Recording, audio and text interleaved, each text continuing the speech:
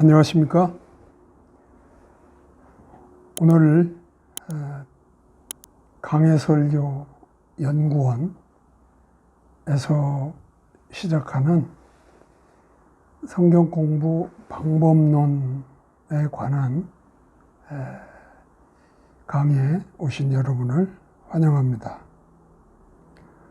오늘부터 시작하는 이 성경 공부 방법론의 이 강의는 대략 큰 틀에서 세 가지의 과목을 이렇게 병합해서 시리즈로 연결하여 성경 공부를 통한 강해 설교를 우리가 어떻게 할 것인가. 굳이 설교란 말을 우리가 쓰지 않는다면 강해 방식으로 가르치는 그런 일을 하는데 여러 가지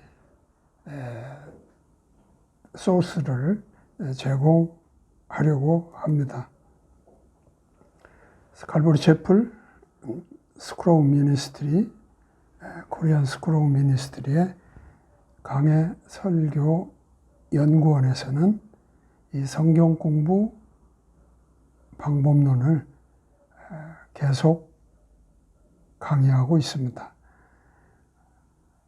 이번에는 이 강의의 내용을 영상으로 준비해서 많은 사람들이 좀 더 쉽게 접할 수 있는 그런 기회를 갖고자 합니다.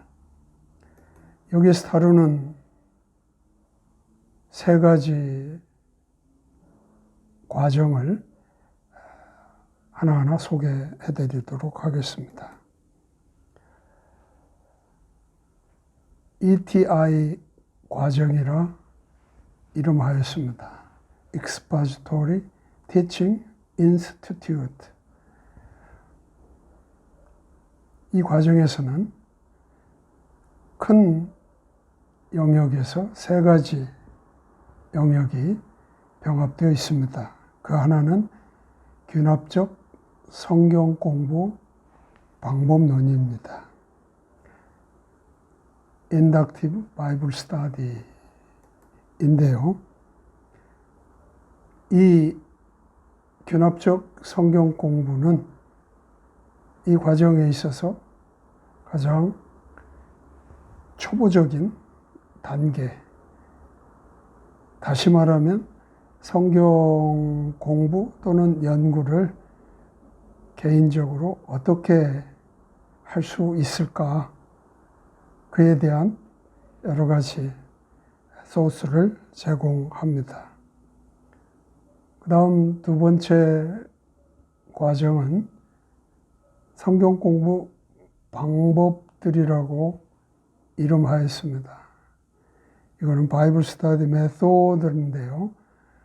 이것은 성경의 66권은 그 각각의 책이 가장 적합한 방법론을 통하여 공부하는 것, 연구하는 것이 필요합니다.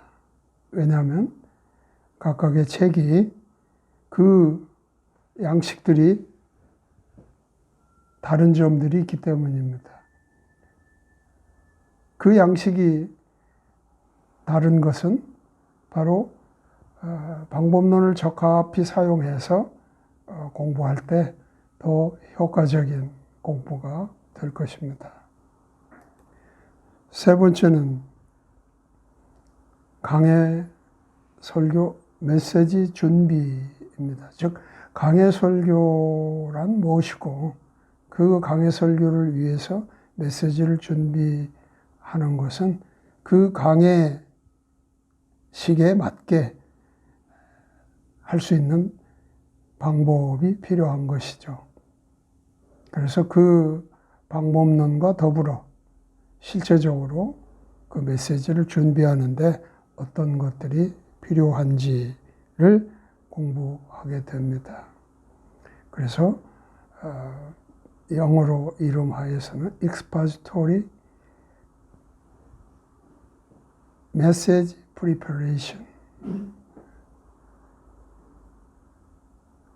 강해 설교, 메시지 준비를 어떻게 하는가 하는 이 세 가지의 과목들을 병합하여서 ETI 과정이라고 칭했습니다. 조금 더 각각의 이 과목의 기본적인 분류를 좀 해보도록 하겠습니다. 기납적 성경 공부, 영문약자로는 IBS라고 칭하게 됩니다. 기납적 성경 공부는 가장 중요하게 우리가 개념을 가지고 있어야 될 것은 바로 관찰과 해석과 적용, 이 세 가지의 개념을 분명히 이해해야 되고, 이것은 방법론적으로 봤을 때 순차적인 그러한 공부 방법들입니다. 그러니까 우리가 성경을 공부하거나 또는 연구한다고 말할 때 먼저 그 성경 본문을 관찰하는 것이 첫 번째 스텝이라고 하는 겁니다. 우리가 통상적으로 혹은 보통은 성경을 우리가 공부할 때 사실 여기에 나오는 세 가지의 개념, 관찰, 해석, 적용을 다 이렇게 머리에 두거나 마음에 두고 성경을 공부하는 게 보통 대하는 방법이 아닌가 싶어요. 그러다 보면 관찰이 잘 이루어지지 않은 상태에서 해석해버린다면 그 해석은 본문에 요구하는 또는 본문에서 말하고 있는 의미를 바르게 해석한다고 볼 수 없겠죠. 그런 때가 많이 있습니다.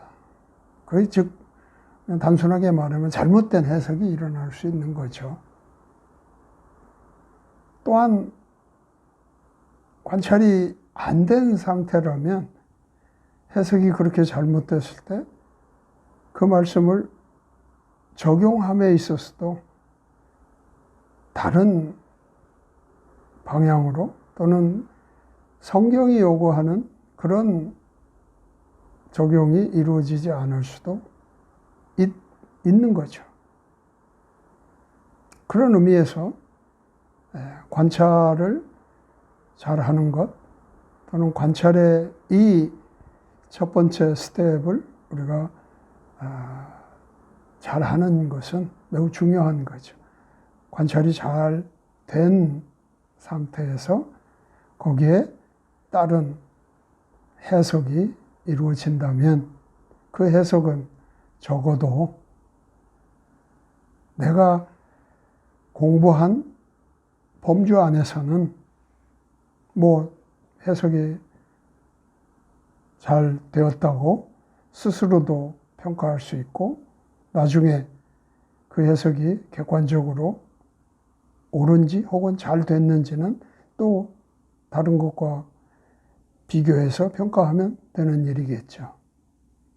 그래서 해석이 관찰에 따라 이루어질 때 관찰과 해석은 잘 관련을 갖게 됩니다. 따라서 그 해석이 관찰에 의해서 바르게 이끌어졌다면 그 해석을 통해서 그 의미를, 그 가르침을, 그 진리를 우리 삶에 적용하는 것은 적어도 바르게 적용할 수 있는 근거를 갖게 되는 것이죠. 그래서 기납적 성경 공부의 중요한 개념 3가지, 관찰, 해석, 적용에 대한 방법론적으로 구별되게 우리가 방법론을 연구하고, 그래서 이거를 통합적으로 말할 때 기납적 성경 공부의 방법론이라고 말합니다.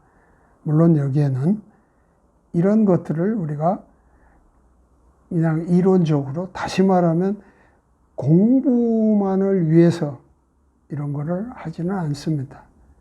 결국 하나님의 말씀은 내가 공부하고 또는 연구하는 하나의 전체적인 혹은 최종적인 목표는 그것을 남에게 가르치는 그런 데까지를 나가는 걸 말하고 있기 때문에 귀납적 성경 공부의 이 방법론으로 끝나는 것이 아니라 우리는 그 다음에 성경 공부 방법론, 즉 BSM, 바이블 스터디 메소드를 그 다음 2번째 과목으로 이 과정을 이어가게 됩니다. 아까 말씀드렸지만 귀납적 성경 공부를 통해서 어떻게 보면 가장 기초적인 성경을 대하는 그런 방법론을 우리가 습득을 하게 되면 이제 우리는 성경을 전체적으로 공부하는 그런 하나의 큰 대양으로 나가게 됩니다. 그래서 그곳에 가서 성경의 전체적인 것을 우리가 공부할 때 우리가 접하는 첫 번째 이슈는, 또는 첫 번째에 우리가 넘어야 되는 지점은, 성경이 전체가 66권인데 그 66권이 동일한 어떤 그 방법으로 공부하는 것이 잘하는 것이냐 하는 그런 문제에 도달하게 됩니다. 당연히 성경 66권은 여러 가지의 그 구분을 해볼 수 있지 않습니까? 역사에 관한 그런 기록이 주를 이루는 성경도 있고, 또는 어떤 인물들의 그 생활? 그런 것들을 중심으로 성경의 어떤 기록을 통해서 우리에게 하나님이 말씀하시는 것들이 있고, 또 어떤 것은 논증을 통해서 또는 그 어떤 진리를 설명하는 그런 것들로 이어지는 것도 있고, 또 어떤 거는 또 간단한 어떤 격언 또는 시, 이런 것들을 통해서 우리에게 말씀하는 것들도 있고, 어떤 거는 묵시적 성격을 가지고 예언하는 그런 책들도 있고, 성경책 그 자체가 다양한 그러한 어떤 형식 혹은 양식을 가지고 쓰여져 있기 때문에 그런 것에 맞게, 기본적으로는 그러한 것에 맞게 방법론도 좀 다양화하는 것이 필요하죠. 그래서 이 성경 공부 방법들이라고 하는 이 과목의 과정은 바로 그 책에 가장 적합한 그러한 방법론을 또한 가지고 성경을 공부하는 것이 중요하다 여겨서 성경 공부 방법들에서는 몇 가지 성경을 좀 내용상으로, 형식상으로 구분을 해가지고 대략 한 7가지의 서로 다른 공부 방법들을 소개하게 됩니다. 그래서 접근법을 좀 다르게 하자 하는 겁니다. 물론 어떤 그 방법의 접근이 어떤 책에 딱 맞다 뭐 이런 의미라기보다는 그런 다양한 성경책의 형식들 또는 성경책 안에도 내용적으로 또 그런 다양한 형식들을 갖출 수도 있습니다. 그런 것들을 좀 세밀하게 또는 민감하게 구분하는 것은 성경을 연구하는데 더 적절한 그러한 방법을 사용하는 일이 된다고 봅니다. 그래서 한 7가지의 그러한 그 형식 이런 것을 공부하게 됩니다. 첫 번째는 종합적 방법입니다. 물론 이것은 어떤 책은 종합적으로 해야 된다 이런 의미라기보다는 성경 공부 전체적인 그 방법론에 해당할 수 있는데 우리가 어떤 성경을 즉 66권 중에 어떤 한 책을 선택해서 우리가 공부를 하려고 하면 반드시 그 책을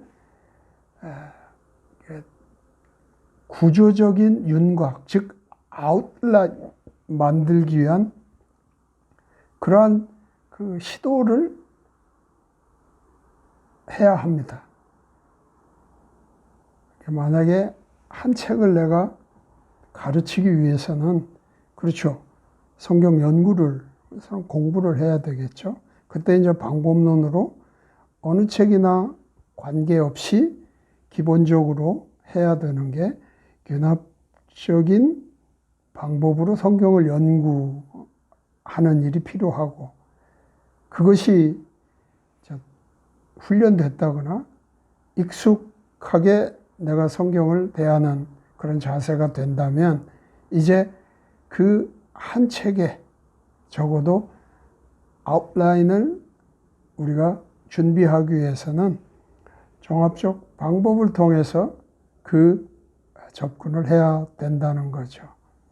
그래서 종합적 방법을 통해서 그 한 책의 아웃라인을 우리가 준비하게 되면 그것을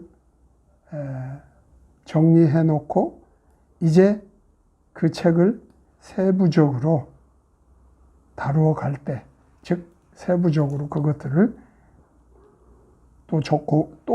또라는 말은 세부적으로 연구하면서 그거를 가르치는 그런 지점에 나아갈 때 그 윤곽에서 말하는 세부적인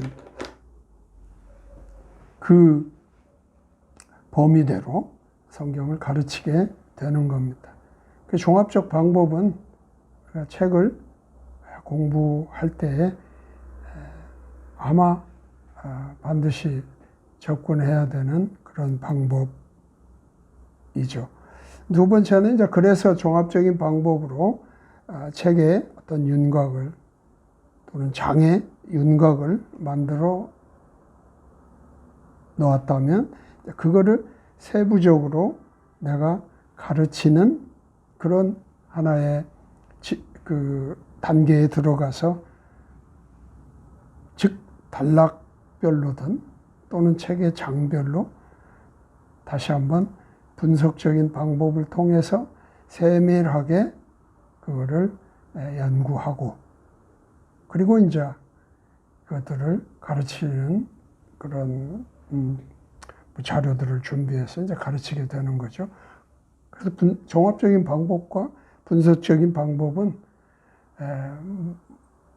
그 성경책에서 어떤 그 책의 양식이나 형식을 갖춘다 할지라도 기본적으로 성경을 공부할 때 우리가 써야 되는 방법입니다.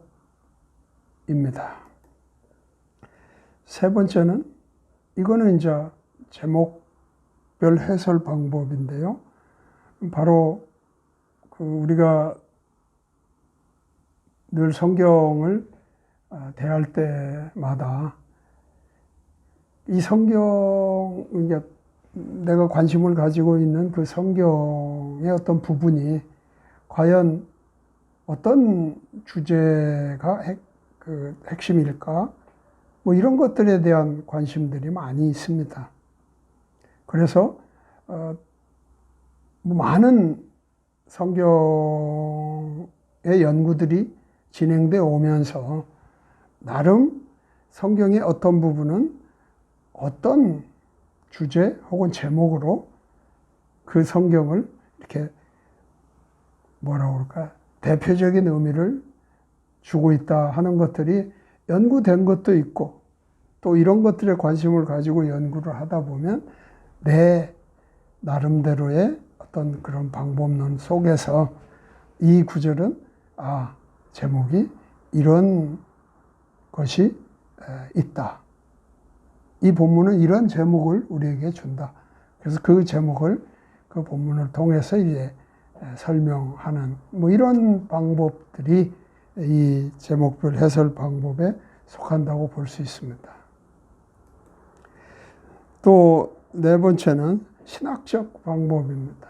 다시 말하면 성경의 책들을 또 성경의 어떤 그 대하는 그 본문들에서 신학적인 관점이 두드러지게 드러나는 것들을 우리가 볼 수 있습니다. 그리고 또한 그렇게 성경을 연구해서 어떤 신학적 관점들을 정리한 그런 것들이 많이 있습니다. 그걸 흔히 우리는 조직 신학이라는 그런 뭐 신학적 관점으로 분류를 해놓은 것들에서 자주 볼 수 있는데요. 어쨌든 성경은 교리적인 그런 의미를 우리에게 충분히 주고 있기 때문에 이런 신학적인 관점을 우리가 찾아보는 일, 바로 이런 것들이 신학적 방법으로 성경을 연구하는 방법이라고 할 수 있습니다. 다섯 번째는 전기적 방법입니다. 이 전기적이라는 것은 인물별 성경 공부라고도 할 수 있습니다. 이런 방법에서는 어떤 방법론을 통해서 성경을 공부하는 것이 좋은지 하는 것들을 제시하게 됩니다. 여섯 번째는 역사적 방법입니다. 뭐 쉽게 이해한다면 성경의 역사를 기록한 책이라고 우리가 분류하는 그런 책들을 우리가 공부할 때는 이런 역사적 방법의 그런 뭐 이론이나 내용을 가지고 그 책들을 공부하게 되면 훨씬 역사적 관점에서의 성경에서 말하는 의미들을 발견하는데 아주 쉽다고 할 수 있습니다. 그리고 경건적 방법입니다. 이것은 다른 앞에서 얘기했던 6가지의 그런 방법론을 기본적으로 뒷받침하고 있는 방법론이라고 볼 수 있습니다. 우리가 성경을 대할 때는 내가 그 성경을 통해서 어떤 그 유익을 또는 그 성경을 통해서 내가 어떻게 하나님의 성품을 좀 가지고 살아갈 수 있는지가 어떻게 보면 개인의 성경 공부를 하는데 가장 기본적인 하나의 목적이 될 것입니다. 그런 나의 성경 공부를 보다도 그런 경건적인 관점에서 공부를 만약에 하고 싶다면 그것 또한 경건적 방법이라는 방법론을 통해서 성경을 대하게 된다면 다른 방법의 그 공부를 할 때에도 매우 도움이 되는 그런 방법론입니다.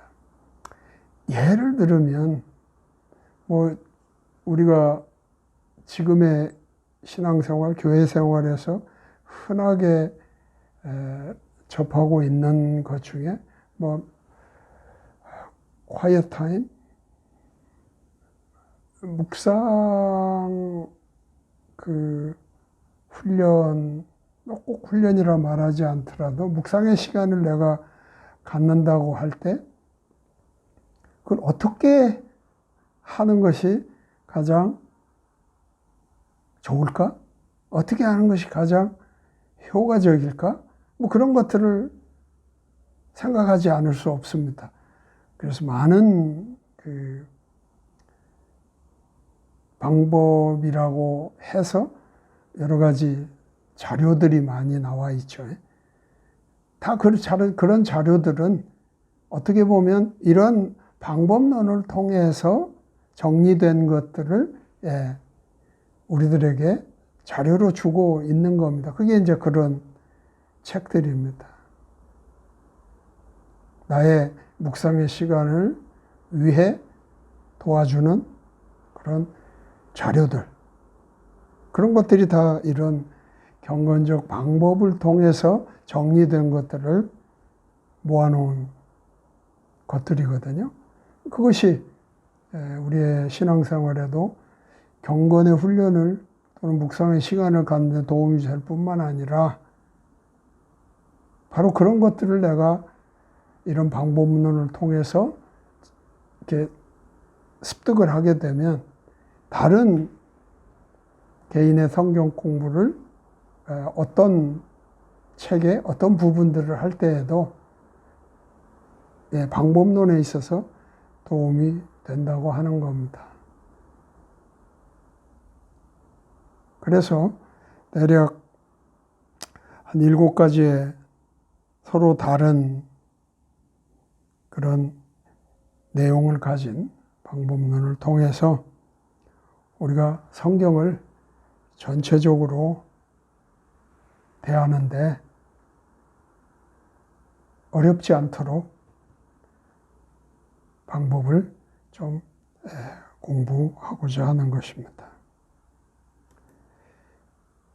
그리고 과정의 3번째 과목은 바로 강해 설교 메시지 준비하는 것입니다. EMP라고 영어 약칭이 되어 있습니다. 여기서는 뭐 대략 좀 구분해서 말한다면 서론을 좀 다루고 그다음에 설교의 유형들이 있습니다. 뭐 강해 설교가 유일한 설교 하나의 형식은 아닙니다. 기본적으로는 크게 3가지로 나누어져 있죠. 제목 설교, 본문 설교, 강해 설교 뭐 이렇게 나눌 수 있습니다. 거기에 지금 우리의 이 ETI 과정에서는 강해 설교를 중시합니다. 그 성경 전체를 공부하고 나아가서 그거를 가르치는데 적합한 설교 방법이라 생각하기 때문에 강해 설교를 구성하는 법, 이 강해 설교를 중심으로 이제 그 준비를 소개하는 것입니다. 설교 자료의 수집과 활용은 어떻게 해야 할 것인지. 5번째는 설교에 있어서 또는 가르치는 데 있어서 그 자료를 준비할 때 서론과 결론도 매우 중요한 부분입니다. 그래서 서론과 결론을 준비하는 법도 다루게 되고요. 그다음에 설교란 결국 듣는 사람들을 설득하는 것이거든요. 그럴 때 물론 내용적으로 내가 찾은 자료들을 어떻게 전달하는가 하는 것도 중요한 일이 되겠죠. 그 설교 스타일이라든지 전달하는 이런 것들을 어떻게 우리가 해야 할 것인가. 그리고 우리는 종종 필요에 따라서는 시리즈 설교, 연속 설교를 하는 경우가 있습니다. 이거는 단번의 일회성으로 설교를 하는 것과는 또한 접근과 또 과정과 또는 그것을 통해서 나타내고자 하는 목적이나 목표가 좀 다릅니다. 그래서 특별히 연속 설교를 준비하는 것을 좀 다뤄보려고 합니다. 그리고 좀 더 마무리 차원에서 기타의 방법을 쓰게 됩니다. 이 강의를 지금 이 시점에서 여러분들에게 좀 소개하고자 하는 데에는 동기와 목적이 있습니다. 그 동기와 목적에서 동기는 일반적으로 모티브가 이런 데서 출발을 했습니다. 지금 우리가 대하고 있는 이 시기는 대전환의 시기라고 말하고 있습니다. 산업화 사회 이후에 그 산업의 큰 틀이 지금 바뀌고 있는 시점입니다. 앞으로 이러한 전환을 통해서 어떻게 변화하여 얼마나 그것이 지속될지에 대해서는 제가 예측할 수 있는 그런 일은 아닙니다. 저는 미래를 얘기할 만큼 전문성도 없고요. 단지 현재 직면하고 있는 이 시대적 전환기에 어떻게 해야지 하는 그런 사회적이면서 한 사람의 인간으로서 어떻게 이거를 잘 대하고 나갈지에 대한 그런 궁금증이 있는 터입니다. 그래서 세상에서 어떻게 내가 살 것인가와 연관해서 나에게는 중요한 것은 나의 신앙생활이 그렇다면 어떻게 되어야 할 것인지, 나의 가족의 신앙생활은 그러면 어떻게 되어야 할 건지, 또 내가 속하거나 관심을 가지는 그런 공동체의 신앙생활은 어떻게 해야 할 것인지 라는 것에 동기가 있습니다. 그것을 위해서 어떤 생각을 가지고 어떻게 이것들을 직면해 가야 될지 이런 것들을 생각하다 보니까 이러한 성경적인 동기부여가 있게 됐습니다. 그것은 예수님의 가르침에서 왔습니다. 요한복음 14장 전체를 여러분들이 참고하셔서 좀 한번 읽어보시면 좋겠지만, 제가 요한복음 14장에서 그 마음에 딱 들어온 것은 바로 요한복음 14장 15절에 보면 예수님이 말씀하십니다. 너희가 나를 사랑하면 내 명령을 지키라. 우리는 아마 크리스찬이라면 누구나 사랑이라는 것에 대해서 소홀히 할 수 없는 것임은 틀림없을 것입니다. 아마 가장 성경에서 말하는 단어 중에 중요한 것으로 여기는 것들 중에서 가장 중요하지 않을까 싶은데요. 그 사랑을 많이 접하고 있고 알고 있지만 그 사랑에 대한 막연함들이 또한 있을 것입니다. 그런데 오늘 예수님은 요한복음 14장 15절을 통해서 그 사랑의 내용으로 말한 것이 저는 내 명령을 또는 내 명령들을 지키는 것이라고 말씀하고 있는 것 같습니다. 그 14장 21절에 가면 더 설명하기를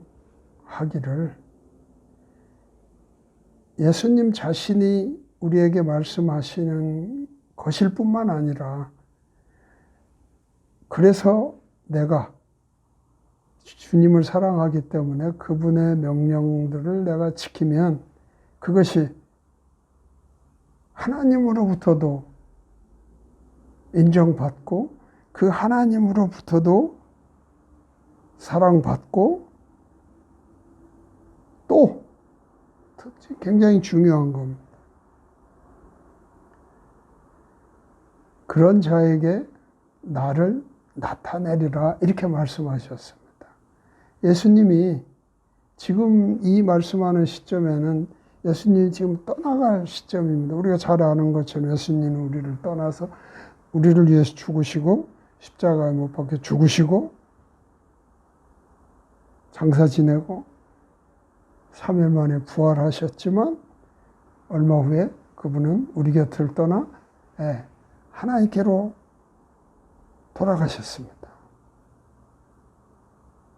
뻔히 그럴 뿐이신데 그분이 나를 나타내리라고 약속을 하시는 걸 보면 바로 그 역할이 성령님에 의해서 그 일이 된다는 걸 요한복음 14장에서는 충분히 알 수가 있습니다. 그래서 성령께서 이제 오셔서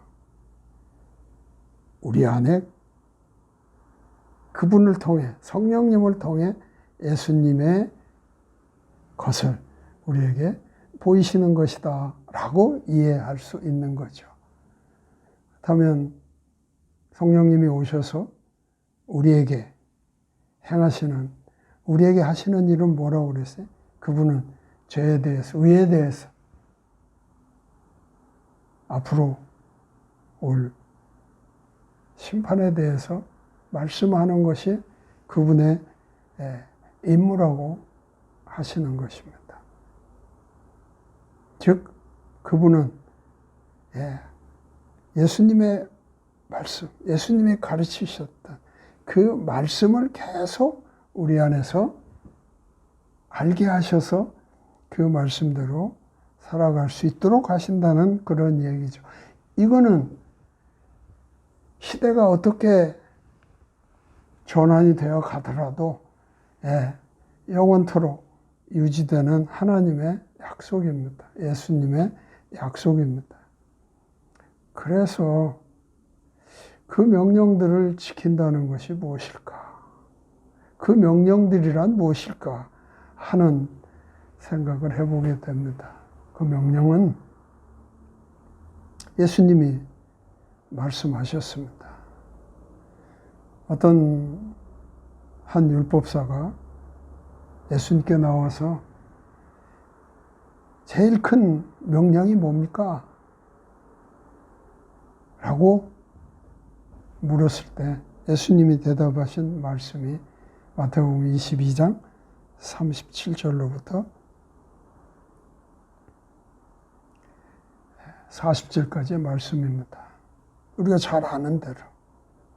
예, 첫째 명령이 뭐라고 그랬죠? 예, 마음을 다하고 또 혼을 다하고 생각을 다하여 주 내 하나님을 사랑하라. 이것이 첫째 명령이라고 그랬습니다. 그리고 끝난 것이 아니라 둘째 명령은 아니 가장 큰 게 뭡니까 했는데 이 두 명령을 얘기했습니다. 그래서 예수님이 요한복음 14장 15절에도 내가 나를 사랑하면 내 명령들을 지키라 이렇게 말씀하지 않으셨을까 합니다. 어쨌든 둘째 명령으로 말씀하신 것이 내 이웃을 내 몸과 같이 사랑하라 하셨습니다. 이 하나님을 전심으로 사랑하는 것과 내 이웃을 사랑하는 것, 바로 이게 예수님이 말씀한 명령들이라고 생각합니다. 왜냐하면 이 지금 말씀하신 것이 40절에 보면 모든 율법과 모든 대언자들이 말씀한 것들이 이 명령들에 다 걸쳐 있다는 거예요. 그 말은 무슨 말이냐면 이 두 하나님을 전심으로 사랑하고 내 이웃을 내 몸같이 사랑하라는 그것이 플랫폼이 되어서 모든 율법과 대언자들의 가르침이 나왔다는 거예요. 그러니까 우리가 예수님의 말씀한 내 명령들을 지키라고 할 때 그 명령들이 얼마나 많나. 그걸 어떻게 다 지키나. 그 의미가 아니고 바로 마태복음에서 얘기했던 이 두 가지, 하나님을 전심으로 사랑하고 이웃을 내 몸같이 사랑하라 하는 것을 지키는 것이 곧 하나님을 사랑하는 것이다라고 우리는 이해할 수 있습니다. 그렇다면 어떻게 하면 이 두 명령을 내가 지킬 수 있을까? 어떻게 하면 그 명령을 내가 사랑으로, 하나님을 사랑함으로 그 명령들을 지킬 수 있을까?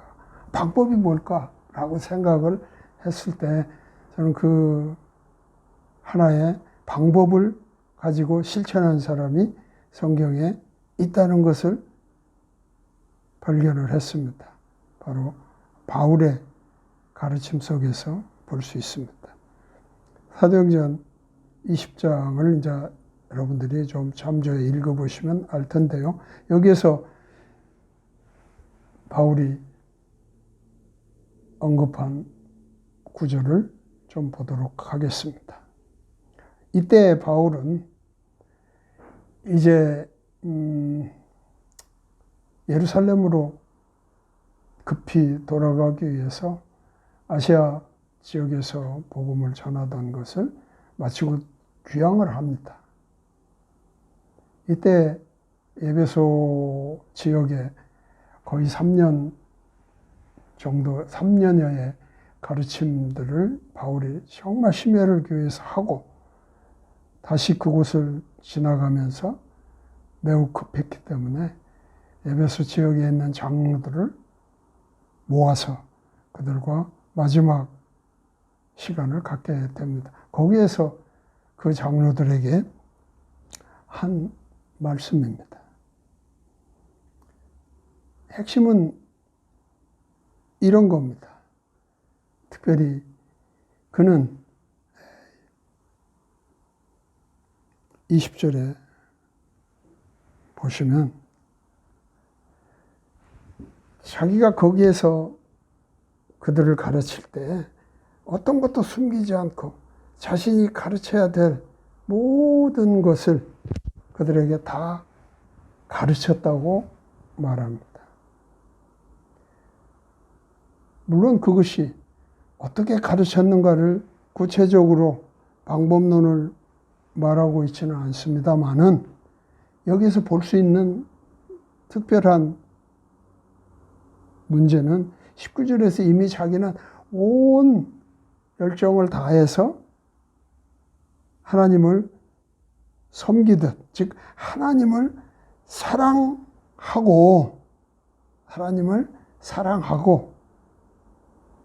20절에 오면 이웃을 내 몸과 같이 사랑하는 그것으로 그들에게 자기가 알고 있는 모든 것을 다 가르쳤다고 말하고 있습니다. 숨기지 않고 내가 아는 것은 다 가르쳤다. 그리고 그것을 사람들이 모이는 공중 앞에서만 한 것이 아니라 집에서 집으로 가정마다 기회가 되는 대로 그들에게 가르쳤다는 것. 제가 여기서 동기부여를 받은 그 내용이 다 가르쳐야 되는 것과 또 공중 앞에 즉 교회나 어떤 공동체의 그런 모임에서만이 아니라 집에서, 가정에서 그것들을 가르쳤다고 하는 것이 매우 인상적으로 동기부여를 받았습니다. 이제 대전환 시기가 되면 여러 가지 변화 중에 우리가 이미 팬데믹에 의해서 대면이 일상적인 것으로 알고 있었지만 비대면의 상황으로 갑자기 변화되는 것들에 대해서 굉장히 익숙치 못했죠. 당황했죠. 그래서 많은 어려움들을 통해서 우리는 비대면이라고 하는 새로운 환경을 익혀가고 있는 중입니다. 이것들이 잠시 후면 끝나서 모든 것이 대면 이전의 일상으로 돌아간다고 누가 장담할 수 있겠습니까? 앞으로는 언제 어느 때라도 비대면에 뭐라 그럴까? 기운만 움직여도 바로 비대면의 상황으로 전환해야 되는 이런 시기에 직면해 있다고 볼 수 있습니다. 그런 점에서 우리는 굳이 우리의 신앙생활도 항상 교회 중심으로 모여서 신앙생활을 하던 것으로만 우리의 신앙생활을 알고 있게 됐을 때 매우 어려움에 처할 때가 빈번하게 있을 것입니다. 그래서 가정에서도 아무리 사회가 어떤 전환의 그런 것들이 막 물밀듯이 온다 하더라도 가정은 나눌 수가 없습니다. 가정은 함께 그런 것들을 견디며 또 그런 것들에 대한 대비책을 가지고 살아가야 됩니다. 언제까지 그럴지도 모를 상황이 올지도 모릅니다. 그렇다면 가정에서의 우리가 여전한 신앙생활을 굳건하게 유지하는 일은 얼마나 중요한지 모른다. 근데 이미 바울은 그의 생애 동안에 그러한 일을 했다고 하는 거죠. 그래서 이 ETI에서 말하는 이 과정의 그 내용들은 개인이 성경 공부를 통해서 자신의 신앙생활에 토대를 굳건하게 하면서, 그게 어찌 보면 하나님을 전심으로 사랑하는 나의 헌신이고, 또 둘째 명령은 내 이웃을 내 몸과 같이 사랑하라 하였는데, 그것을 가정으로부터 철저하게 이행하는, 나 외의 모두는 이웃입니다. 내 자녀도 나의 가족도 이웃입니다.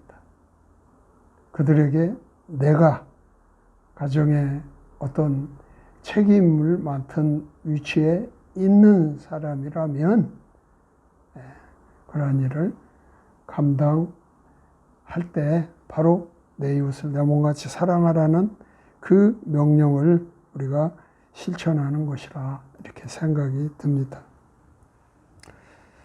그래서 이 과정에서의 목적을 이렇게 한번 생각해 봤습니다. 신앙생활을 성경적으로 유지하도록 개인 성경 공부를 하는 것입니다. 개인 성경 공부를 할 수 있도록 이 과정의 방법론들이 많은 소스를 제공할 것이라 믿습니다. 또 교회에서나 집에서나 이웃을 가르치도록 하고자 합니다.